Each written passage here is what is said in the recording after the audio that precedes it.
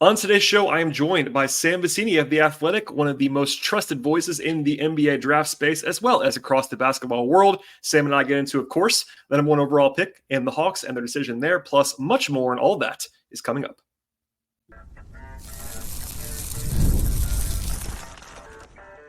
You are Locked On Hawks, your daily Atlanta Hawks podcast, part of the Locked On Podcast Network.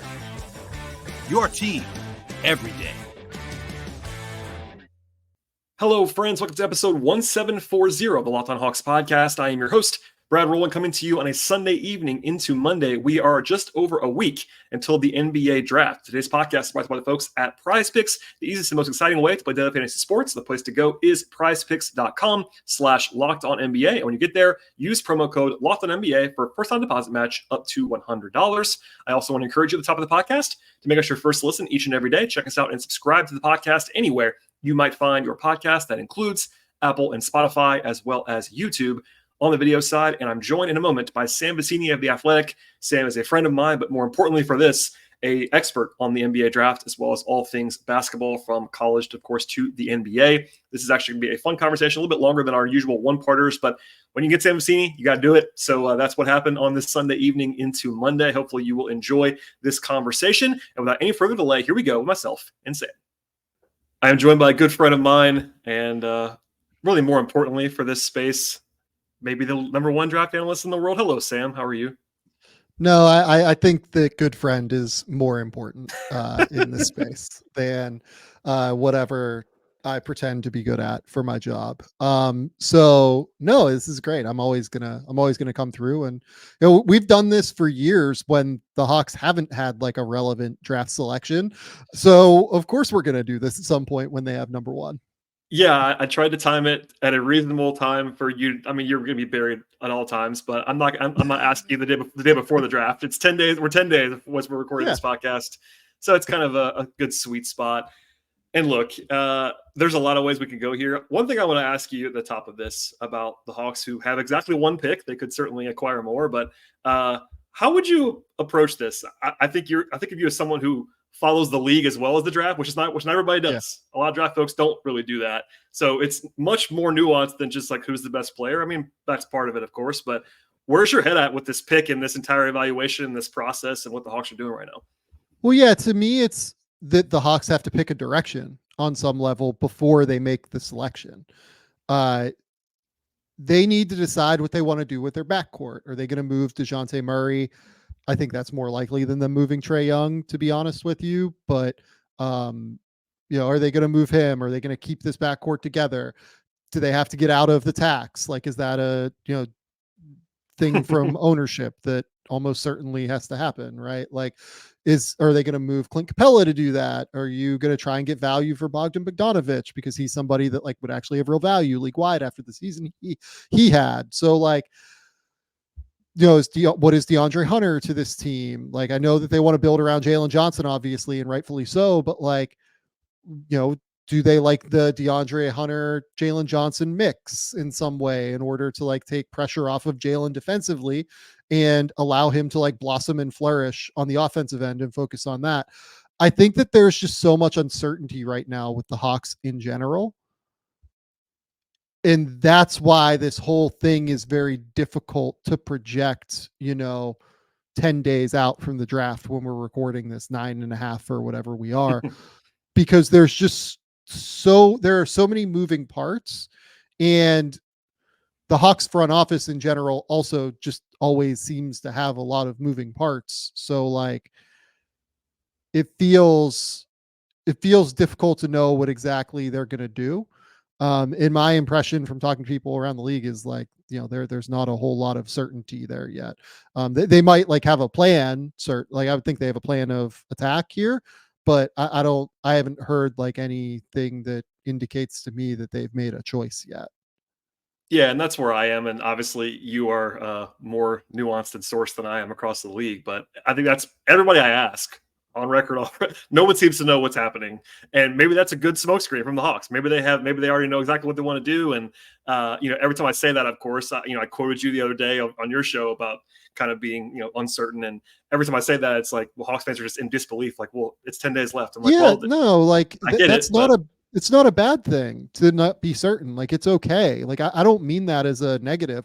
Like, I wrote in a mock draft in, I think it was like May or early June, where it was like, the Hawks like were a little bit like behind, has like a negative connotation, but they didn't have quite as much intel on like the top end guys as what other teams who knew that they were going to have a draft pick at the top of the draft did. So like they spent a little bit of time, after the lottery, gathering and making sure that they had everything and like had all their ducks in a row. Part of that's like the reason that the lottery is, a month and a half before the draft, right? It allows teams, if they move up or move down or whatever, like they change their draft position substantially, to go out and like resource and make sure that they have everything that they need in order to make the most informed decision. I certainly don't think of it as a negative. I just think of it as this is the process that they had to undertake. And, they're continuing to go through and see what's available. Yeah, and a point I've made before, and I know you've taken this into account too, is not only did they not know that they were going to have this pick, but they're also the very rare team at number one that's like kind of in win now mode. It seems like not necessarily like they're not every chip in the middle like some of these teams are, but they're not a rebuilding team with a blank slate. There's clear, at least there has been, and maybe there's a change that I'm unaware of, but there's been clear ownership pressure. Like they want to win sooner rather than later, so it's not just like clean slate, take whoever you want to. So anyway, and the roster is more built to win now than later. So like we can talk about the efficacy of that and like whether or not they should go down that road. But if they're going to make moves in order to change direction, they have to change direction like with 4 different moves. You know what I mean? It's not just like one thing. Like they'd have to find a landing spot for DeAndre Hunter, find a landing spot for Clint Capella, find a landing spot for, honestly, if I was them and I decided I wanted to rebuild, it would be both DeJounte Murray and Trae Young that I would be moving.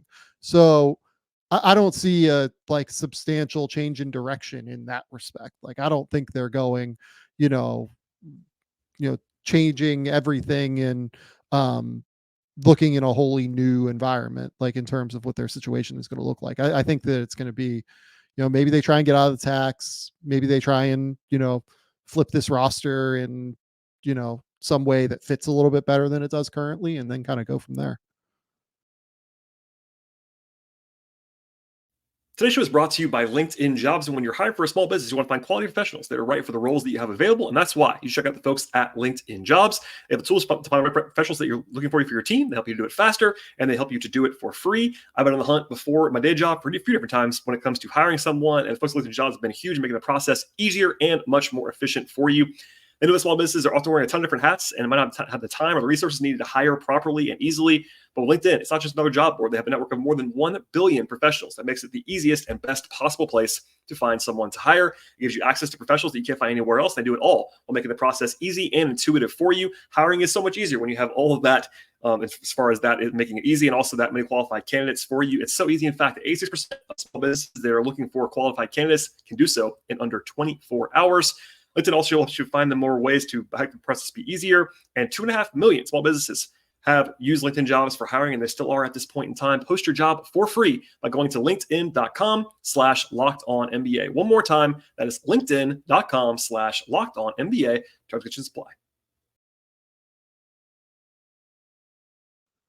To that end, I want to ask you, of course, about the players in play here. And it's interesting, covering one team like I do. I hear just about one team, and it seems like there has been like almost a holy war right now between Alex Sarr and kind of Donovan Clingan, with some Risacher to the side, because it seems like the one player the Hawks have been kind of like everyone agrees that like on some level is Donovan Clingan, and I'll ask you about that. But I know you already said we kind of don't know what they're going to do. That's the one piece of thing that's kind of been pretty out there, is like they like Donovan Clingan. Now, what does that mean? Teams like players. Quinn Snyder like Donovan Clingan by all accounts, all that stuff. But, even process wise, what would you be looking to do? And also, what have you heard they might be interested in doing? Because those are two different things. And also, it's not just to repeat myself, but it's not just take the guy you have number one on your board if everything is not, close together. Yeah. So in terms of like what I've heard, like, I guess, like I would just say that they continue to be open to a lot of different things, right? Like, I think if they got presented some offer in a trade down, like they would consider that. I think if they got presented, something that made sense for them, they would really do that. Like, I think that they're just continuing to go down the road of a process. And that's not like a sexy answer. I understand that, me saying that, yeah, like my impression is that we don't know what's going to happen at number one. Like, I think everyone like kind of looks at me for answers on this stuff. Like, to me, like that's just kind of the answer right now. Right. And we'll see where it goes. A lot of these teams try to posture after the fact. Oh, we knew what was going to happen we knew it was going to happen for a month. I remember the Hornets last year, like saying that, yeah, we knew after the lottery we were going to take Brandon Miller. You had Scoot Henderson in for like 2 workouts. You had Brandon Miller in for 2 workouts. Like, you don't do that if you're planning on just taking like one guy from the jump. You know what I mean? So to me, it's very interesting to see what they would do in terms of what I would do. Is that kind of what you asked before? Yeah. I know it's different, but like, with knowing what you know now, what we just talked about with this, like, I guess we could just start with what you would do and then go through some of the players and what you think about them. I would try and trade down incrementally multiple times if I was Atlanta. I would try to go from 1 to 2 and say, hey, Washington, if you give me number 26, we'll allow you to move to number 1. And take, to me, like the guy that makes the most sense for Washington is Alex Sarr. High upside swing, athletic in the way that front office, under Will Dawkins, has tended to like athletic, long players. They're skilled. And have some like real upside for growth. Like the impression I've gotten is like upside. They're swinging for like real upside because they think that they have guys like, Corey Kispert, Denny Avdia, Koulibaly obviously saw some upside, but like they want like to swing in this cycle, right? And we can talk about whether or not that's the right move, but if you want to swing, I would, if I was Atlanta, I would present to Washington saying, hey, we have another deal on the market. We don't really want to move down that far, but we, would like to, stay in the top, whatever, of the draft. Would you be willing to do 2 and 26 so that you know that you get your guy? Because the impression we get is that they're coming up to take Alex Sarr, right? Whenever they do this deal, I would do that to go to number 2. And then I would put the pick back on the market and say, hey, I've got number 2 here. If any of you guys like Detroit or San Antonio, like really want Zaccharie Risacher because you think that like he's the perfect fit with Wemby, he's the perfect fit at the 4 for Detroit moving forward. If you want like Mattis or like whoever you're looking at, right? I would then try and like move back again and get like another asset. Like I'd draft day this thing. Like I'd be like trying to like go like incrementally like move down where I can to the lowest area where like I have guys in the same tier basically on my board, and just keep like accumulating assets and keep like adding things. Because again, at the top of this class, the reason that there's so much uncertainty is that all of these guys are like fairly close in terms of overall talent and like prospect status and everything. I would try to capitalize on that and try to continue to add assets in the way that I could best. And that's again, like, I think people want to take Atlanta, like want somebody to, go number 1 overall, the Atlanta Hawks. I understand that that's not the sexiest answer, but like, that's what I would try and do if I was running the team. Yeah, generally speaking, this fans hate trade downs. They just want to take the guy, and it's not sexy. But no, everything you said there is something that I have talked about, and it's especially everybody being kind of close together. So I wanted to let's unpack that for a second, because a lot of Hawks fans, and this is not surprising, are basically Alex Sarr or bust. Don't tell me about anybody but Alex Sarr. We only want Alex Sarr, and I understand that viewpoint to some degree because he's been number 1 on my board, not by a ton, but number 1 on my overall, like not even just Hawks, but like my overall big board for a while. Sure. I don't know where you are, but on your most recent one that you published a while ago, he was number 1 on your board. Is that still the case? Yeah. No, look, Okay. I think he has the highest upside if it all really breaks right. But like, Yeah. we can be honest and also say that there are floor outcomes if the offense doesn't ever improve and come along from a shooting perspective, from like a rim pressure perspective, and from a frame perspective is really what we're talking about. Like he needs to get stronger and more physical. Yeah. So going down that road, there's this whole debate, which we can get into or not, about whether he's going to be a center or what position he's going to play. And that's particularly relevant, I would say, in Atlanta because they do love Jalen Johnson, who you referenced before. And Jalen is, to this point, a 4. I know there's a thought he might be able to play some 3, and I think he can do that, but he has been a 4 in bold letters for the Hawks since he arrived. How much does fit come into this too? Like beyond just the Alex Sarr evaluation, which there's nuance to that too.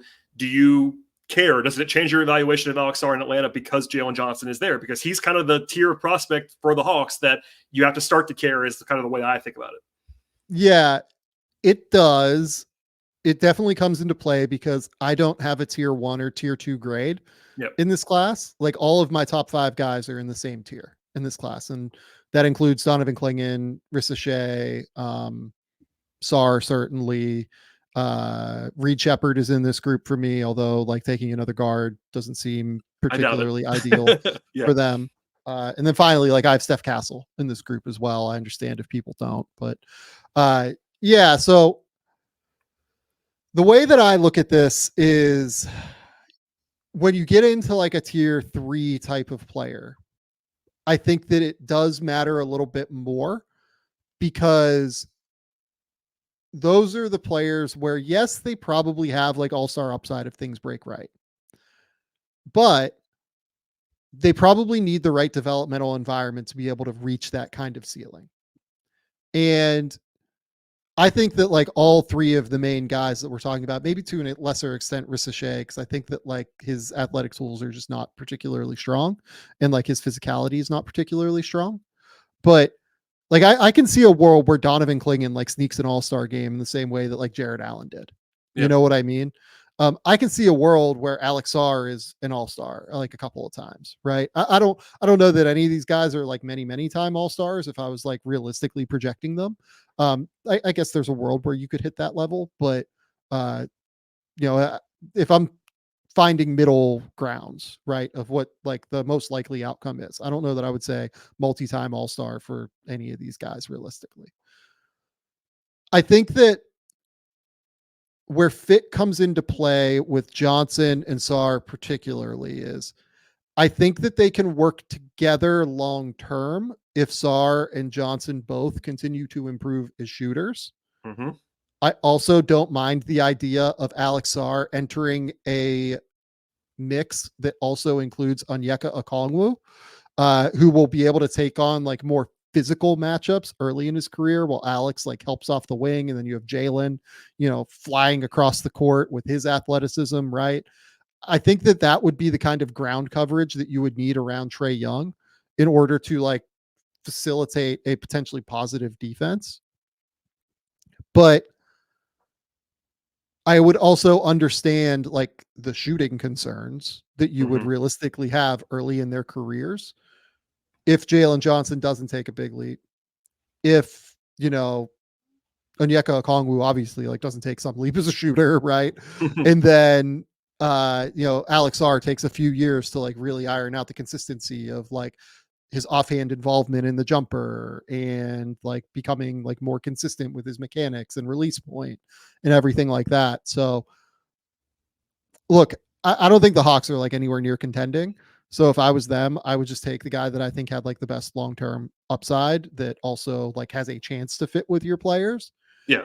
But I understand them at least looking at Clingan if they are willing to move Okongwu and like then try and like find a home for him as like a cheaper option that can be a starting caliber center somewhere. Today's show is brought to you by PrizePicks, and with PrizePicks, you turn $10 into $1,000 in a single game while watching your favorite sports this summer. You can make a lineup of PrizePicks in just as little as 60 seconds. That's huge if you're so busy like I happen to be sometimes.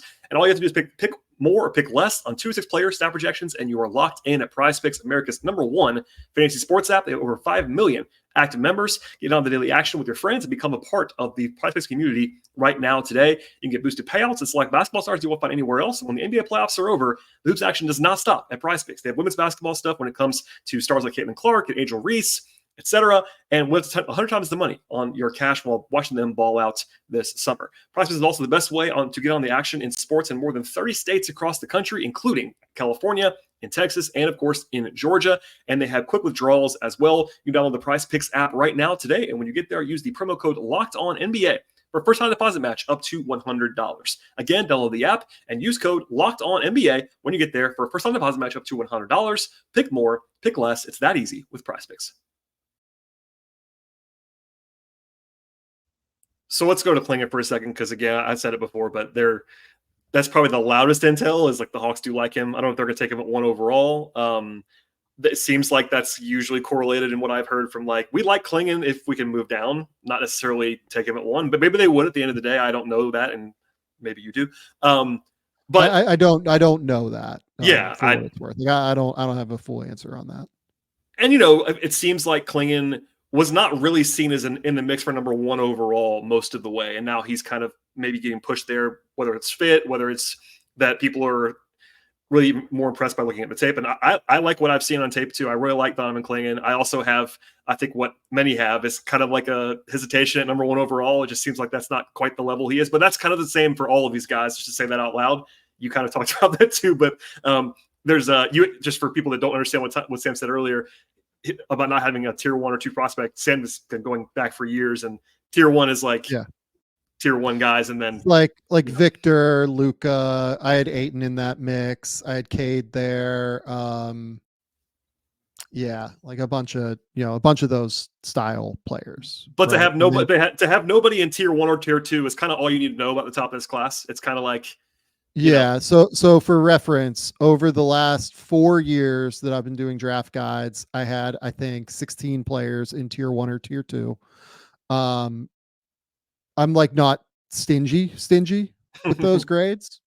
Last 2 years, I had 9 players tier 1 or tier 2.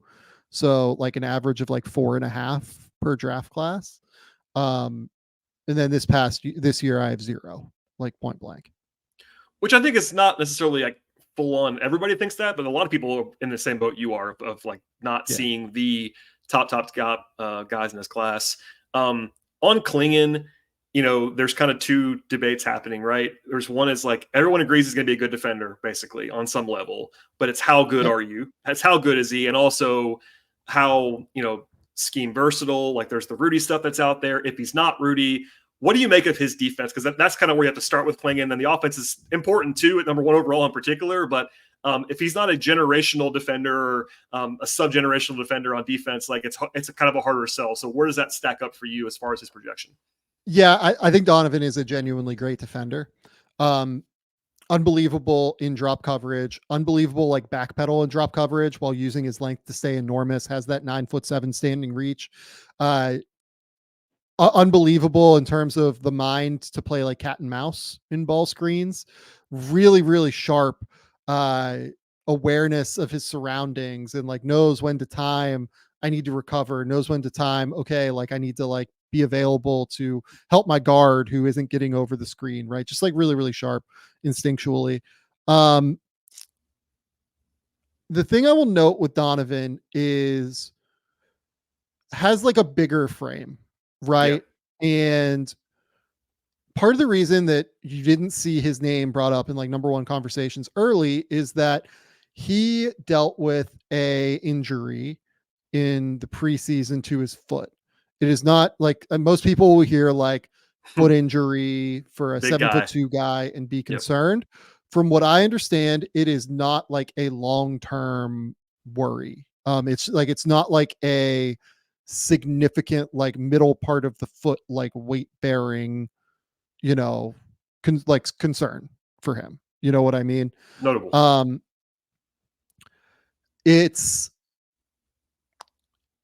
So he ended up coming back struggling a little bit, like not like a crazy amount, but like wasn't moving as well as we saw last year by the end of the year, right?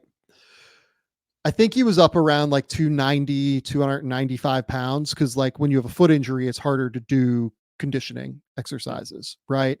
So he was heavier. He'd put on like, 20 pounds, unable to do conditioning stuff. Then sprains his ankle. And honestly, like that ankle sprain ended up being like kind of like, it's hard to say it's positive, but like it gave him some time to like really, really get back into shape. So that when he returned from that after spraining the ankle at Seton Hall, he ended up like really like moving well again and like looked like he was back to the level that we saw last year when he would have been a first round pick, even though he only played like 10 minutes a night at Connecticut on their first national championship team in the last 2 years. So the thing that worries me just a touch about Clingan is like if he does suffer these random injuries here and there, right? Is he going to be able to consistently stay in condition to make the most out of his athleticism? I think the answer, I hope the answer to that is yes, maybe is the way to put it. But I'm not 100% sure on that. And even more than like the injury stuff, that's more where my mind goes in terms of like, is he going to be able to like stay at full health, all the time? It's more about the conditioning factor and like staying in peak physical condition as opposed to, is he going to like break a foot and like be done for a year at a time, like kind of thing. And he is huge, which is a selling point, generally speaking, especially for his defense. He's absolutely massive. But there is, I'm not even sure he just hasn't been a high minute guy. I mean, there's a reason his freshman year was because they were loaded and they didn't need him. This year, you just laid out part of reasons why, but he's never really gotten to that. I guess maybe in the tournament, he was up around 32, 33 minutes. And I'm not saying you can't do that, but anyone with the size he has is in the NBA over 82 games, can you play 35 minutes a night question for most guys. Like that's not a new question. It's just, it is notable if you're going, even not even number one, if you're talking the guy, top 2, 3, 4 in the draft, you're hoping he's going to be your full-time in bold letters starting center 30 minutes a night. And if you don't 100% sold on that, that's kind of a question mark. Yeah. And like on the offensive side of the court, like I'll say this too. I think he got incredible as a screener by the end of the year. So like I recorded with Cam Spencer earlier this morning to do a film room that'll go up on the Game Theory channel at some point. And the thing that Cam and I talked about is just like how sharp he got, like with his angles and like with his screens and just like really, really smart in terms of understanding how to rescreen, understanding how to position his body. Like he became an awesome screener over the course of his season at Connecticut this year. He is also extremely comfortable in like dribble handoff settings. He's very comfortable high away from the basket. He can really pass the ball for a big. Like he is very comfortable passing and playmaking. Like the name that like comes to mind for me when I watch him is it's almost more like this is a name that also went number one overall.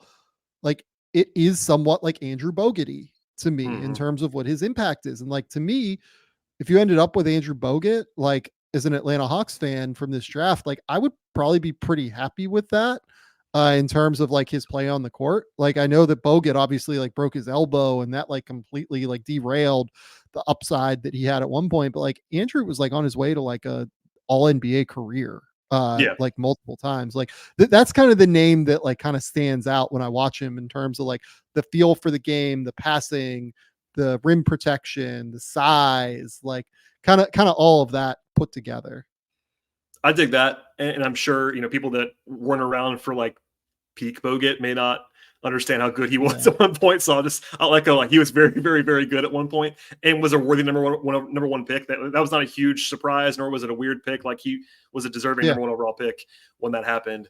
And yeah, I mean, the offense is interesting. We don't have to go deep into it. I know we're cognizant of time, but Clingan, like there's this thing about, is he going to shoot it in the future? I like his passing quite a bit. That's my favorite thing about him. Yeah. I'm skeptical of the shooting. You made kind of a face. Okay. That's kind of Look, like I'm all for like these guys trying to step away and shoot, but I don't think that he'll ever be guarded as a shooter is the way I would phrase it. Like he might step away and like he might have a year where he makes like 40 or 50 threes. Yeah. But at that point, like you're still not being guarded, and I'd rather just have you around the rim at the end of the day. Yeah, it could maybe be helpful in some lineups and all that stuff. And, his poor free throw shooting is kind of a red flag for that. All that stuff.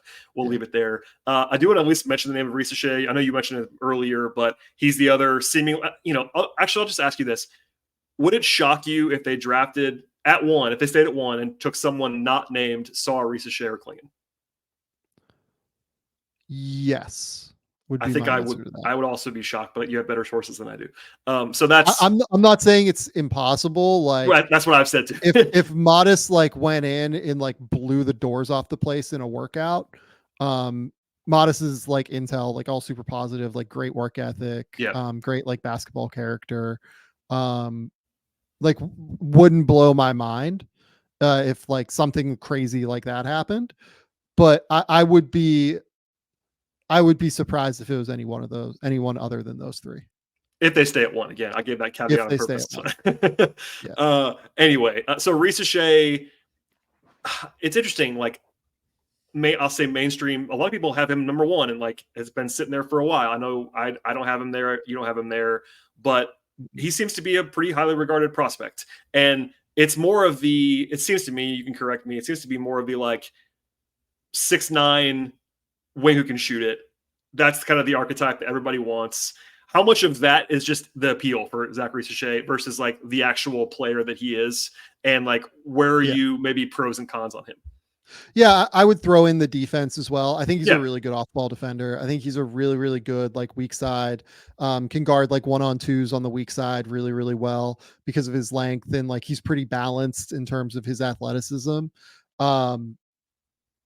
I do like him on that end of the court. He also like they would occasionally run him like at the point of attack and just like try and like use his length to bother teams. But for the most part, like I think he's going to be like an NBA starter. Like to me, like I've heard the name like Franz Wagner come up with him. I think Franz was like way more dynamic, like on the ball in the moments that we even saw that at Michigan. I you agree. know what I mean?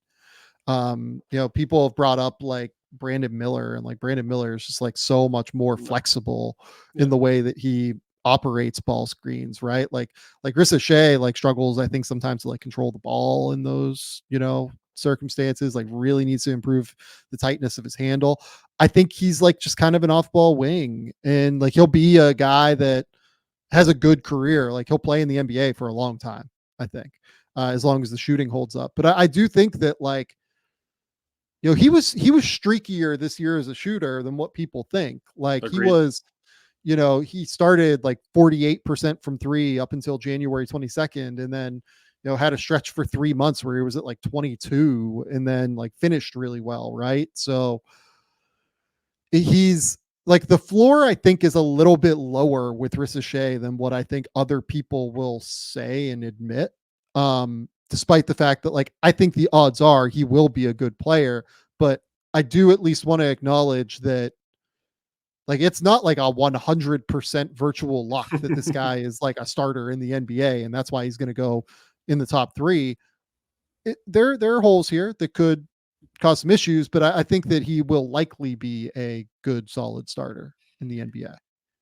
Yeah, I share your concern, especially with the ball in his hands. I think he could be like maybe an attack closeouts guy, but I don't see a ton of on-ball juice with him. Not that you don't have to have that, but you have to know what you're going to get too. Like if the understanding is that you're drafting him as an off-ball wing, that's fine, but that doesn't scream number 1 overall pick. But again, this is a curve for everybody in this class, and I get that. And he is projectable in some ways, but I agree. I do agree with you though. Like, what happens if he doesn't not that he doesn't shoot, but if he's just an okay shooter, it gets a little bit dicey if that's I'm not saying that's the case, but if it does happen, that would be a concern big time. Yeah. No, I agree. I completely agree.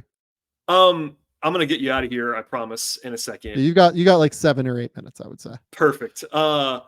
So trading down was on your radar, right? And I'm not going to make you go through exact trade. I know you mentioned the Washington. I've actually thrown that Washington hypothetical out there. In most, last year especially, but in most drafts, that wouldn't be enough to get you from 2 to 1. In this class, I think it probably would be, or at least should be, at least in the conversation. Let's say they move down a bit. I I think that they would probably like to get Clingan in a trade down. That might be Yeah. the check all the That would boxes make scenario sense. for the Hawks would be maybe go down and get Clingan, who they seem to like. Is there anybody else in the trade down scenario that you would be interested in Atlanta in particular? Maybe it's somebody that you have already in your top 5, but like anybody that strikes you as a trade down option that we haven't talked about? Yeah, like I think Clingan makes a lot of sense for them in a trade down. I think like if they end up like in a circumstance where maybe like they do trade down and they're trying to get like, or like it ends up where some team is trying, maybe Portland's trying to move up from 7 to 2 to get Clingan. Like you could maybe end up in a circumstance. Risacher won't fall to 7, I guess, though. No, but I mean, yeah, if you did your multi-tier option might be a way to get Risacher at 3 or something like that. Slide back up to like 4 maybe. Yeah. If like San Antonio is comfortable with what they have, right? Like tiered trades ideas. I mean, look, that's the area of the draft like I'm most comfortable with. Like I like that 7 or 8 to 18 range in this class. I think that's actually like, if not like a normal draft class, like maybe even like a little bit better than a normal draft class. Like in this, it's probably the best. I think we agree. That's the best part. And now I don't know, just for Hawks fans, probably they're going to yell at me. I haven't heard the Hawks want to go down that far, but maybe there's an offer that just presents itself, and that's what they end up doing. I tend to think that they probably don't want to go down that far, but time will tell. Like so like if you do end up in a circumstance where you want Clingan, like could you realistically go from 1 to 4 in like a multi-tiered move where it's like, okay, you tell Washington, hey, I have a team that's moving up to get Sarr. We don't really want to move that far down though. Like, are you willing to come up to 2 for 26 or come up to 1 and include 26? Okay, great.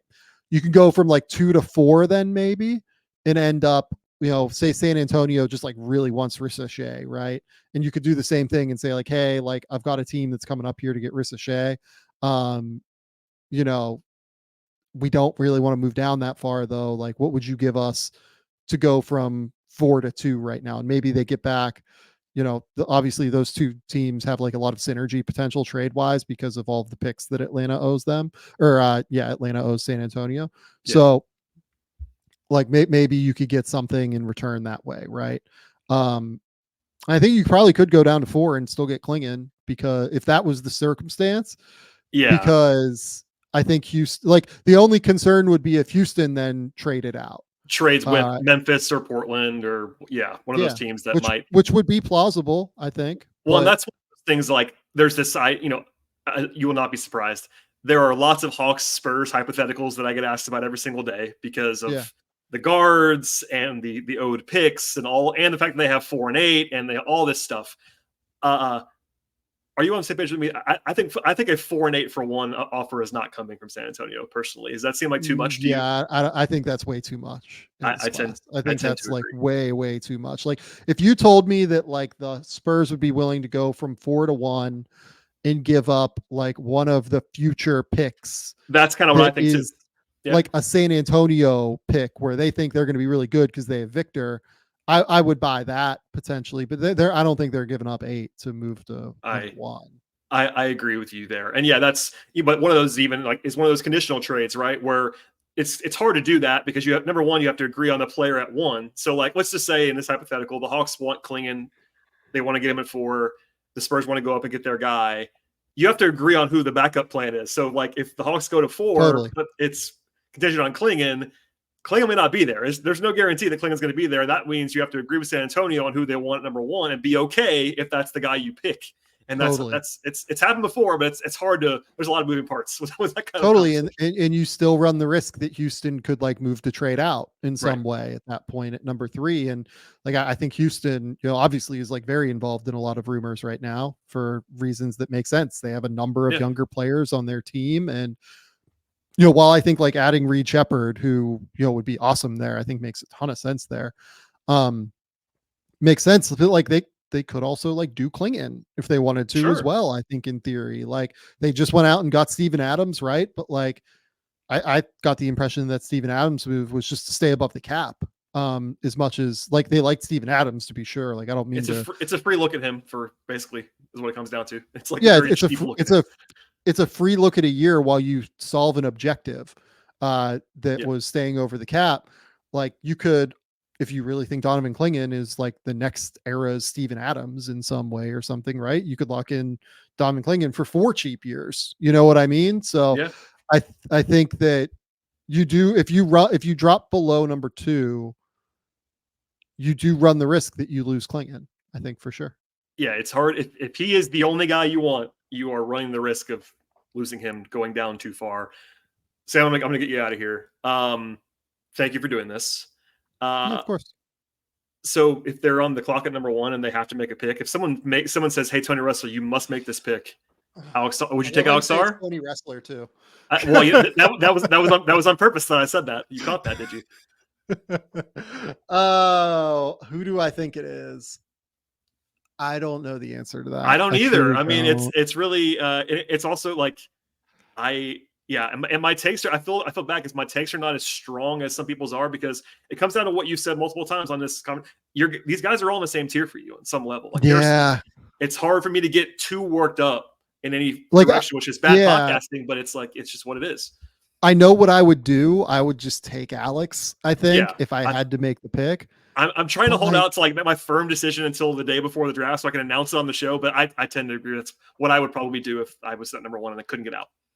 And I couldn't get out. Yeah, like that's the thing. But like, I think that my price to get out would not be as expensive as maybe what theirs is. You know and that's and there's also, in real life, and there is the, almost said vanity, but there's like the PR play, right? The number 1 overall pick, like a more casual observer is not going to be moved by 2 and 26. Like, so if that matters to anybody, if the PR aspect matters, and if you pass on Alex Sarr at number 1, you trade down a spot or 2, and Alex Sarr makes you look bad, it's bad PR. Anyway, thank you, Sam. Anything to plug? Not that you need me to plug you for any reason, but anything you want to share? Draft guide coming soon?